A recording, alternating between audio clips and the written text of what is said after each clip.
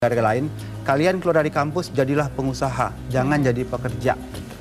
Indonesia pasti akan jauh lebih baik daripada kondisi sekarang. Nah, ini dukungan dari Kementerian Koperasi dan UKM konkretnya menjadi seperti apa untuk masyarakat yang saat ini mungkin sedang menonton dan berpikir, oh ternyata Kementerian Koperasi dan UKM memberikan peduli gitu ya? tentang ini. Baik, terima kasih Pak. Jadi dari kementerian kami akan mendidik. Jadi satu hal Pak yang mesti diingat Pak Heri, maaf. Bahwa masyarakat tuh tidak usah berusaha tuh takut karena dia masalah pendidikan. Ya betul Pak. Wah saya nggak mahasiswa, nggak berani. Saya nggak SMA, nggak usah. Pokoknya dia mau usaha dari SD, dia SMP, mulai. Habis itu dia berusaha, baru bersekolah.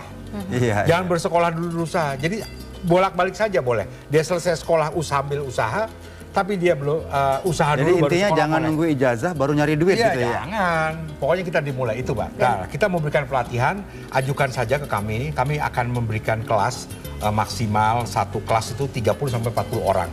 Ya, selama kemandidik semua fasilitas kita siapkan dan anggaran kita yang siapkan. Jadi tinggal daftarkan saja nanti apa yang diinginkan, satu grup kita Jadi akan tidak ada yang tidak didik. mungkin, action sekarang juga, itu tadi betul. poinnya. Motivatornya Pak Heri. Pak Prakoso terima kasih banyak, Pak Heri juga terima kasih banyak. Salam untuk semua di Tanjung Pinang, nanti kita main-main ke sana ya Pak. Ya betul. Ini ada buat tangan tadi katanya Pak ya? Saya juga bikin buku Mbak tentang entrepreneur gitu ya, ada 2 gitu ya. Ini bisa didapetin di toko-toko buku seluruh Indonesia gitu ya. Ini untuk Mbak gitu ya. Terima kasih banyak. Jadi ini saya bentar lagi jadi entrepreneur nih Pak. Betul. Ada cara mudah jadi pengusaha tidak pakai lama kan gitu ya. Baik, Pak Prakoso terima kasih banyak, terima kasih. Dan pemirsa, demikian Public Corner pada hari ini. Dan semoga ini bisa menjadi inspirasi untuk Anda mulai membuka cakrawala Anda kalau Anda ingin berpindah kuadran dari menjadi seorang pekerja menjadi seorang pengusaha. Kami akan sudah kembali saat lagi, jangan kemana-mana.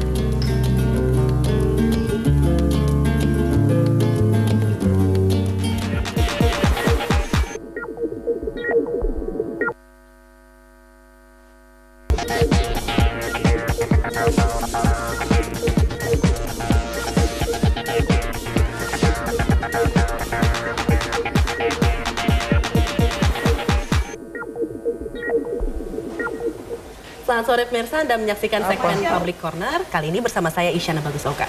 Pemirsa, banyak orang atau kalangan yang bercita-cita atau memiliki keinginan untuk menjadi pengusaha ataupun wirausahawan. Namun keinginan mereka seringkali terbentur karenanya ketiadaan modal.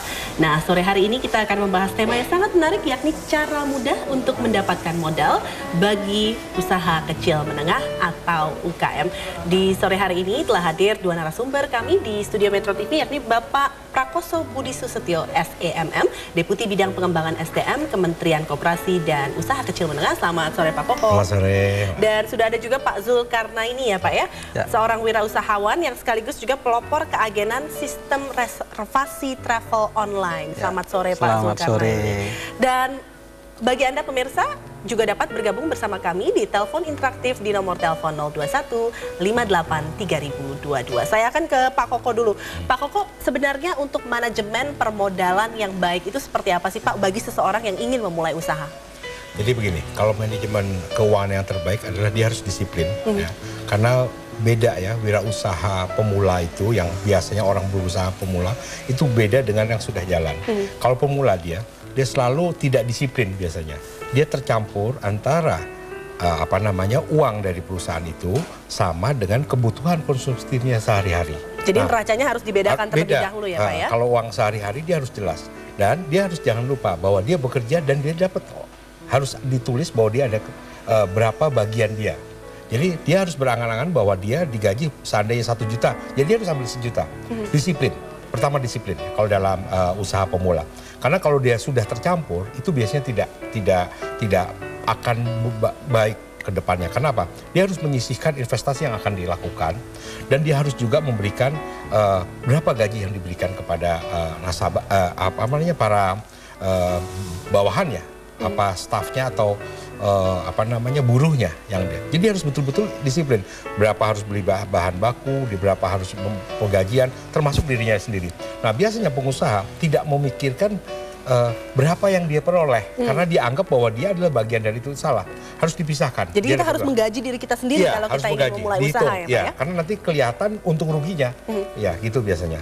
Nah, untuk kategori usaha kecil itu sebenarnya usaha kecil menengah sebenarnya mulai modal antara berapa sampai berapa yang dimasukkan dalam kategori UKM? Kalau kategori UKM, Mbak, itu biasanya dari 0 sampai 200 juta itu ya. Sampai 200 juta. Itu kecil ya. 200 juta sampai 500 juta. Itu masih menengah.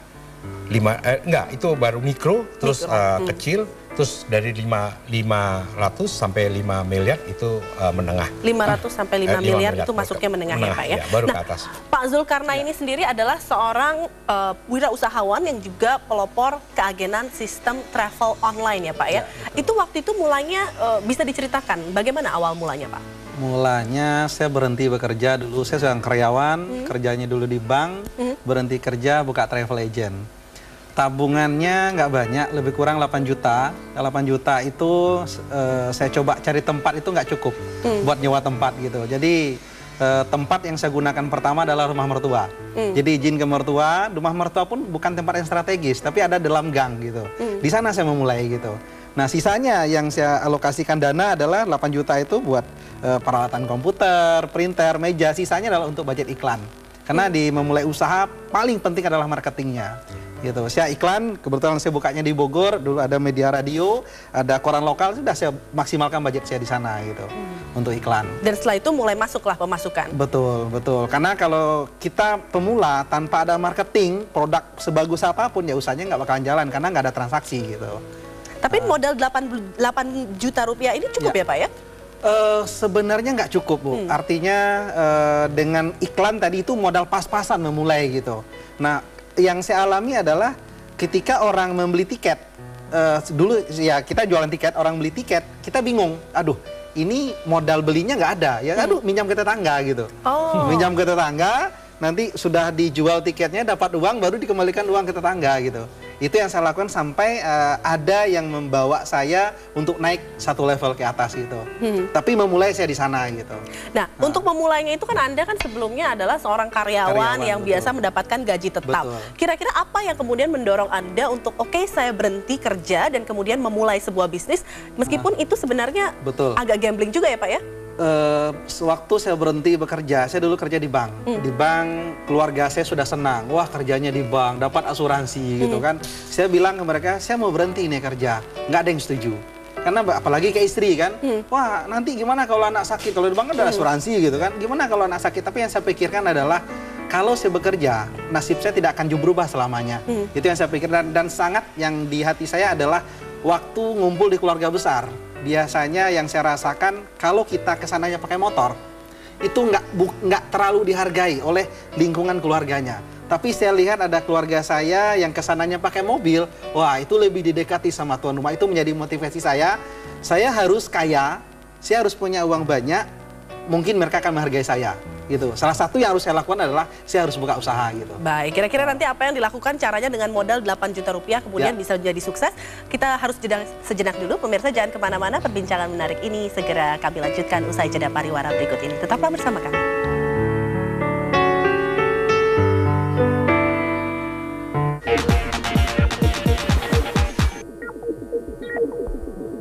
Didukung oleh Innovator in Taste yang sedap. Inovasinya yang pertama nyiptain koya gurih dan kriuk-kriuk. The one and only Yummy Sedap. Next level of taste. Dua rasa, ini baru inovasi. Sedap! Itulah inovasi rasa. Mie Sedap! International Seminar.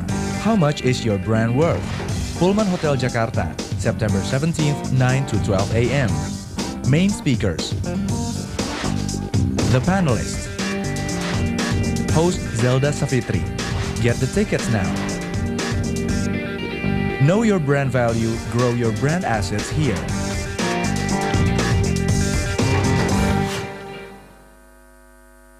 Kita ini sebenarnya menuju ke krisis kalau kita tidak hati-hati. Kita ini masih merasa bisa juga tumbuh di atas 6%. Yang sekarang itu tidak mungkin lagi. Defisit pembayaran kita yang juga sangat berbahaya. Yang inilah yang dibilang dolar itu sekarang menaik. Kalau ini tidak bisa diatasi, maka nantinya krisis maknanya bisa lain. Krisis moral nasional. Sentilan Sentilun. Senin 9 September jam 10:30 malam.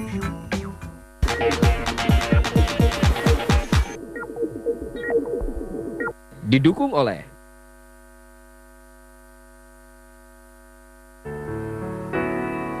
Pemirsa, terima kasih Anda masih menyaksikan segmen Public Corner dalam White Shot Metro TV. Sore hari ini kita masih membahas tentang cara mudah mendapatkan modal bagi usaha mikro, kecil, menengah. Pak Koko sebenarnya cara mudah untuk mendapatkan modal ini sendiri, bagaimana sih Pak caranya? Tadi kan kalau Pak Zulkarnaini dengan 8 juta rupiah kemudian bisa mengembangkan bisnisnya. Betul. Jadi gini Mbak ya, pertama adalah orang mulai berusaha itu dia kalau berpikir harus cari modal, terus harus segala tempat, itu nggak akan mulai. Ya, dia harus modal dulu sendiri.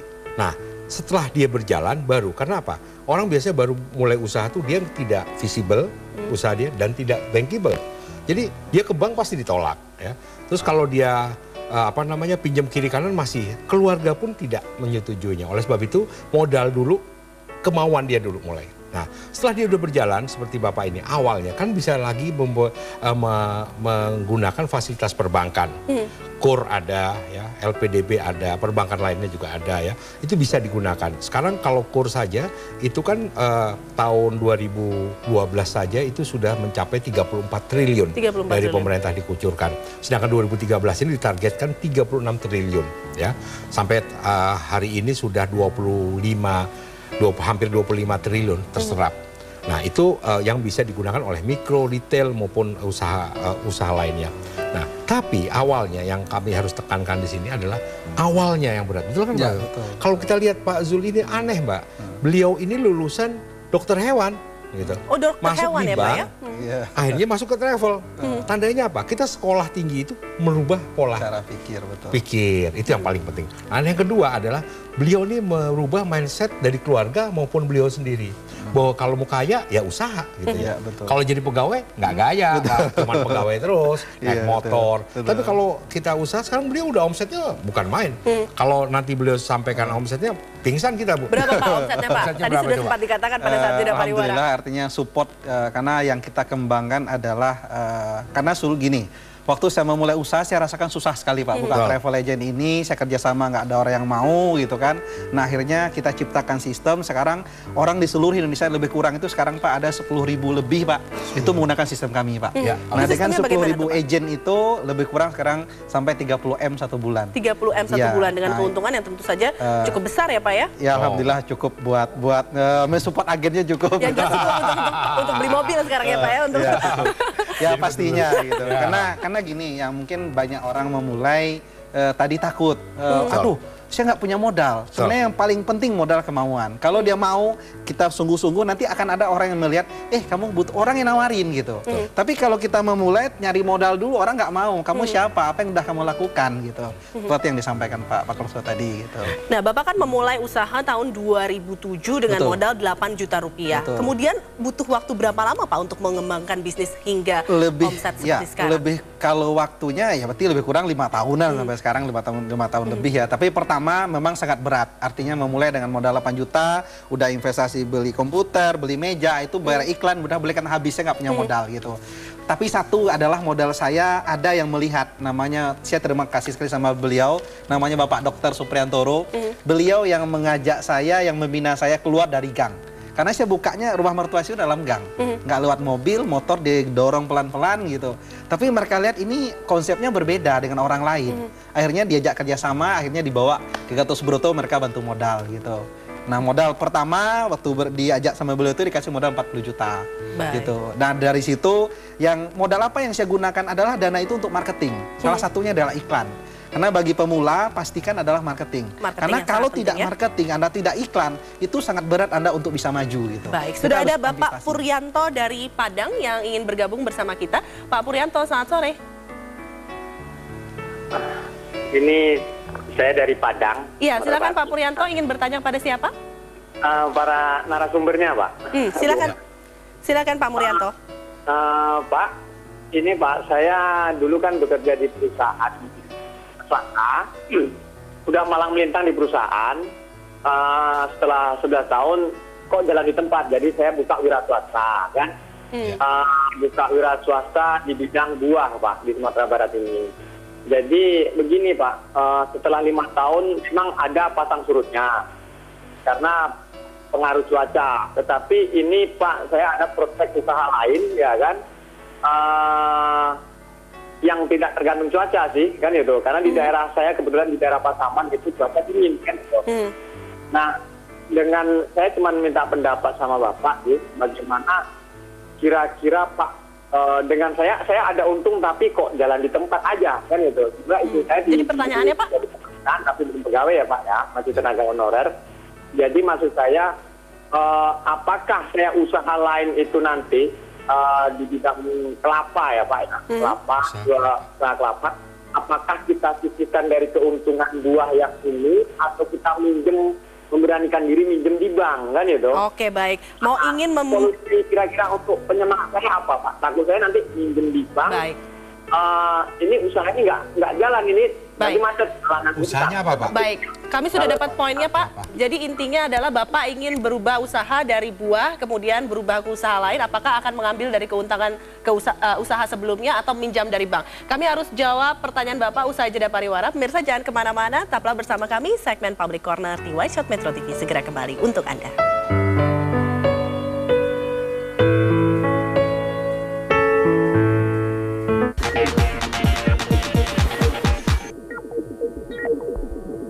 Didukung oleh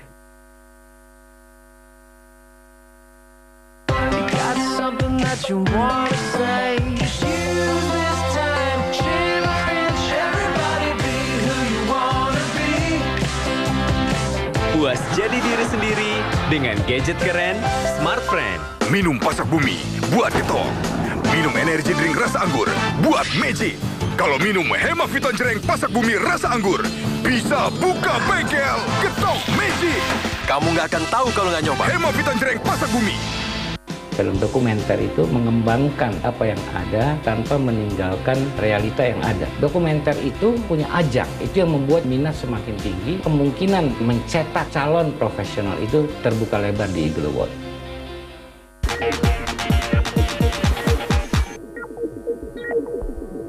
Didukung oleh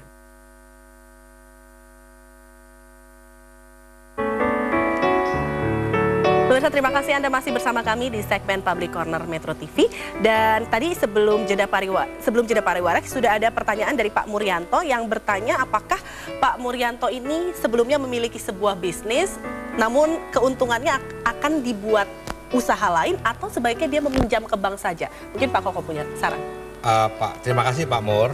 Kalau kami boleh saran ya, kalau masih usahanya itu masih investasi pasang surut, itu kalau memang Bapak ingin ke bank, kalau tidak betul-betul visible jangan. Karena Bapak akan menambah beban lagi. Kenapa?